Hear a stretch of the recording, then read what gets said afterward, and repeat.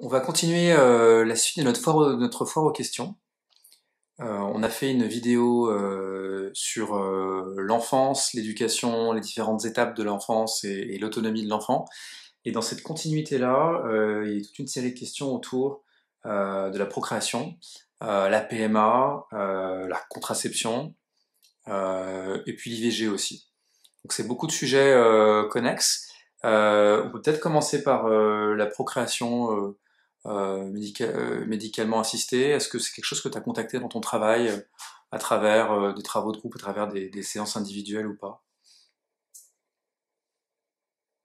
Alors sur ce sujet-là, effectivement, c'est un sujet en tant que biologiste qui me touche de près, auquel on s'intéresse de toute manière, ne serait-ce que pour des raisons éthiques, qui amènent à des réflexions qui sont tout à fait d'actualité.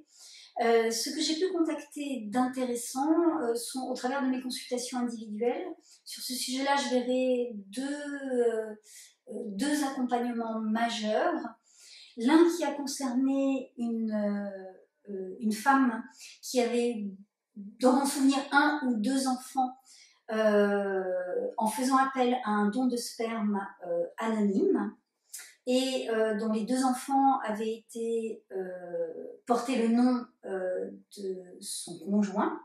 Donc, autrement dit, le nom civil de l'enfant est différent de son origine biologique, puisque son origine biologique donc, est dans l'anonymat. Et par ailleurs, donc, cette insémination, ce qui était intéressant, c'est que pendant la séance, en fait, je répète, c'était un travail en soins individuels, il est apparu qu'il manquait une information de vie et une information essentielle qui, semble-t-il, passe au moment du rapport sexuel par le contact phallique. Et donc, il semblait apparaître que dans ces conceptions, en fait, qui passent donc par une insémination artificielle, eh bien, l'absence de la présence masculine à ce moment-là, en fait, était source d'un manque dans les informations de vie enregistrées dans ce que j'appelle le corps familial, c'est-à-dire une entité énergétique que vivent les parents et les enfants. Et il a été utile pendant mon travail de réajustement énergétique que je sois le vecteur d'une information qui passe habituellement par le masculin et nous en avons blagué avec cette patiente qui, je lui disais, écoutez, je suis le transposé du phallus de circonstance en fait, hein, pour que ces informations viennent compléter votre corps familial et s'enregistre au niveau du corps filial pour vos deux filles. Donc c'est passé par la mère et l'information étant ensuite quelque part, elle est atemporelle, elle passe par l'aura de la mère, mais elle pouvait être donc enregistrée en temps réel et intégrée par ses filles, qui d'ailleurs habitaient géographiquement très, très loin, l'une, je crois, aux États-Unis, entre autres, et pouvait compenser donc un manque dans la filiation, cette femme ayant été mère et grand-mère. Voilà. Donc ça, c'est une information que j'ai trouvée intéressante de relater. Autrement dit, la fécondation n'est pas simplement une histoire de spermatozoïdes et d'ovules qui se rencontrent dans les meilleures conditions, mais l'environnement biologique est aussi important en ce qui concerne la présence du père et de la mère au moment de l'acte de procréation. Donc ce sont des éléments qu'on tente à oublier ou à occulter si on reste uniquement sur le côté biologique. Donc voilà, ça c'était vraiment tout à fait intéressant. Une expérience plus complète peut-être que je peux relater concerne une petite fille pour lesquelles les parents avaient pris rendez-vous en raison de troubles du sommeil. La petite fille se réveillait systématiquement la nuit, pleurait, allait chercher un ou les deux parents. Et finalement, le couple me disait, on a quand même une vie un peu particulière parce que soit on se réveille le matin et on est trois dans le lit, soit c'est finalement un des deux parents qui finissait par aller dormir avec la petite fille. Et quand il se réveillait le matin, il y en a un qui dormait avec l'enfant et un qui se retrouvait du couple tout seul dans le lit. Et ça durait depuis suffisamment longtemps pour qu'ils cherchent à soigner ce symptôme. Et la petite fille avait à l'époque, dans mon souvenir, 4 ans. J'ai donc, comme je fais lorsqu'il s'agit des enfants jeunes, j'ai pris un temps avec l'enfant et puis très vite ça m'a orienté, en général ça m'oriente en priorité vers un des parents et parfois les deux. Et tout de suite, donc, l'enfant m'a orientée vers un stress qui était en lien avec la perte de frères ou de sœurs. Donc, j'ai demandé à la mère, est-ce qu'il y a eu, voilà, est-ce que vous avez perdu des enfants, etc. Et la mère me répond, il faut que je vous dise en fait que notre fille est née par procréation médicalement assistée. Et en fait, c'est un enfant issu d'une fécondation in vitro et transplantation d'embryon. La fécondation in vitro ayant été opérée avec les spermatozoïdes du père. Alors c'était effectivement la première fois que j'avais ce cas de figure sous les doigts, à l'occasion d'un trouble du sommeil. Bon.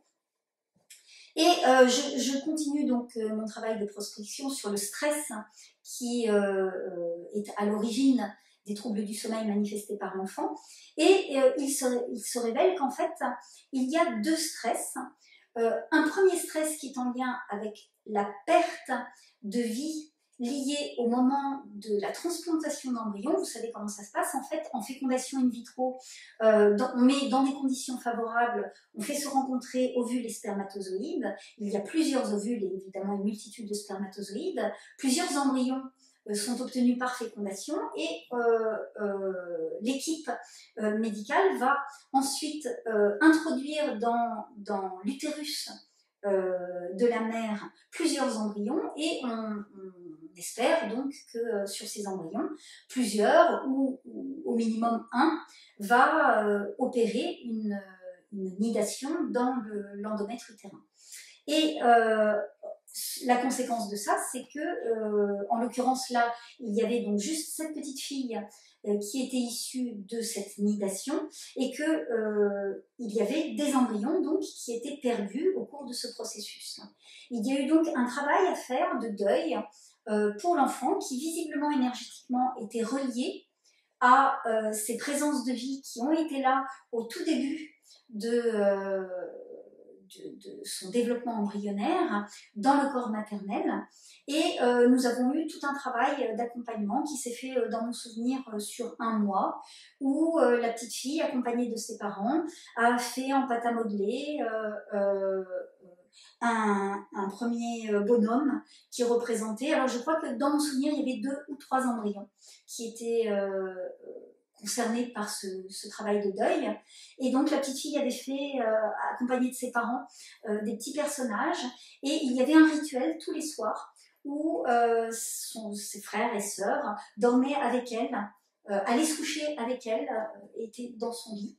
Et puis ensuite, donc, il y a eu un travail de séparation en utilisant des actes symboliques qui sont couramment utilisés, c'est-à-dire gonfler des ballons à l'hélium et puis faire une petite corbeille où on met les personnages et puis l'enfant et les parents disent au revoir et puis ils montent au ciel. Voilà, ça c'est le support matière en fait pour incarner le travail d'accompagnement énergétique. Ça c'était la première phase. Et la deuxième phase, c'était très intéressant, m'a emmené à prendre conscience en discutant avec les parents. Parce qu'à l'issue de ce premier travail, je me suis rendu compte qu'il y avait encore un stress en lien avec d'autres vies. Et donc, en discutant avec les parents, c'est là que les parents m'ont informé qu'à l'issue de ces fécondations in vitro, certains embryons avaient été transplantés et d'autres étaient maintenus au froid dans un centre spécialisé. Je sais que la législation a évolué concernant le maintien de ces embryons conservés dans des frigos dans l'azote liquide. Et à l'époque, donc il y a une petite dizaine d'années maintenant, peut-être une bonne dizaine d'années, le centre donc envoyait un courrier pour demander aux parents s'ils souhaitaient préserver ces embryons ou s'il fallait envisager une destruction. Je sais plus, je me souviens plus de la fréquence, si c'était tous les 3 ans, tous les 5 ans. Honnêtement, je ne me suis pas replongée dans la législation depuis sur ce sujet-là. Quoi qu'il en soit, le travail déclenché par cet enfant, en fait, a généré un travail de deuil extrêmement important et de prise de conscience qui nous amenait notre regard sur le fait qu'il y avait de la vie là, maintenue en suspens, maintenue au froid, en suspens, coincée, et avec laquelle cet enfant né était en résonance et qui lui générait du stress. Dans cette prise de conscience, donc, un travail réellement de conscience a été fait avec les parents, et ma suggestion a été qu'ils avaient eux-mêmes un travail de conscience et de deuil à faire concernant ces embryons-là. Étonnamment, donc, je ne me souviens plus précisément, mais on va dire, je crois qu'il y avait 5 embryons qui étaient concernés, et dans ma perception, sur ces 5 embryons, il y avait 3 embryons qui étaient porteurs réellement d'une vie qu'on pourrait considérer comme bloquée ou coincée. Alors pourquoi 3 sur 5, je n'en sais rien. Est-ce que les 2 autres étaient potentiellement mal en point ou amenés à ne plus pouvoir se développer à une mort ou déjà mort, je ne sais pas. Toujours est-il que ce couple a été très courageux. J'ai eu beaucoup de gratitude sur le fait qu'ils ont accompagné mon point de vue, enfin accueilli mon point de vue avec beaucoup d'ouverture, beaucoup d'émotion aussi. Et j'ai suggéré le fait qu'ils prennent rendez-vous avec le personnel du centre, la direction d'abord, pour demander d'avoir accès à la salle où se trouvaient ces embryons, maintenus donc au froid, et qu'ils puissent donc faire un travail que je ne développerai pas ici parce que c'est quelque chose qui leur est très intime, mais faire un travail qui était à la fois un travail symbolique, mais aussi dans lequel ils avaient mis beaucoup d'amour et beaucoup de leur cœur pour permettre donc à cette vie qui était là, coincée, de pouvoir poursuivre son évolution. Donc c'est un travail qui a été fait sur plusieurs mois. Au total, probablement 3 mois sensu stricto jusqu'à poser cet acte, et ensuite sur les 6 mois pour suivre l'évolution des conséquences. En tous les cas, à ma connaissance, l'enfant a retrouvé un sommeil normal, la vie de la famille a retrouvé un cours plus normal, la vie du couple, et les nuits se sont passées de façon plus tranquille. Et par la suite, donc, nous avons eu réciproquement énormément de gratitude réciproque pour avoir vécu ce processus ensemble. Ce qui, en tant que biologiste, m'a beaucoup touchée, parce que voilà, ça fait partie des sujets d'éthique sur lesquels on s'interroge, c'est-à-dire ces vies que l'on procrée de façon médicalement assistée, qu'en est-il vraiment? Et je dois dire que mon approche énergétique et de conscience à l'heure d'aujourd'hui m'a permis d'aborder ce sujet avec une autre profondeur et aussi une autre perspective. Donc ça, c'est un témoignage que je trouve enrichissant, qui du coup ouvre la conscience à partir de quelque chose de très concret et d'un exemple vécu.